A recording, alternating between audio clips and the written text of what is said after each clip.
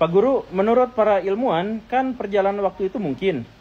Kalau kita misal menemukan mesin waktu di tahun 2050, bukankah mesin waktu itu memang ada? Gimana ini ya? Tapi gini, mesin waktu itu tidak disepakati oleh para ilmuwan atau apakah ada atau tidak. Mesin waktu dalam artian bahwa dia yang bisa membuat kita pergi ke masa lalu atau masa depan. Dengan definisi itu, tidak semua para ilmuwan sepakat itu ada, bahkan sebagian besarnya masih meragukan.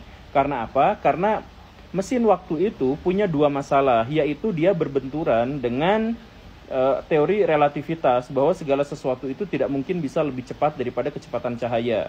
Itu yang pertama. Dan kalau misalkan yang kedua itu, masalah yang kedua, bahwa mesin waktu itu akan sangat susah untuk bisa diwujudkan, karena masalahnya bukan hanya pada waktu, tapi masalahnya pada hukum sebab akibat.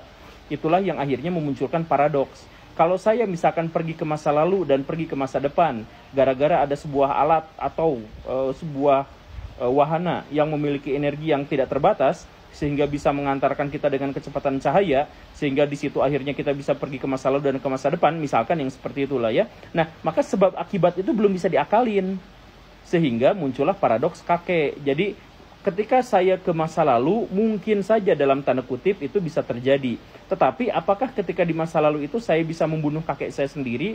Nah, inilah yang akhirnya memunculkan banyak spekulasi soal multiverse, soal apa dan sebagainya gitu. Tapi intinya adalah perjalanan waktu sampai sejauh ini belum disepakati. Bahkan banyak yang meragukan itu bisa terjadi. Waktu itu apa? Waktu itu kan sebenarnya adalah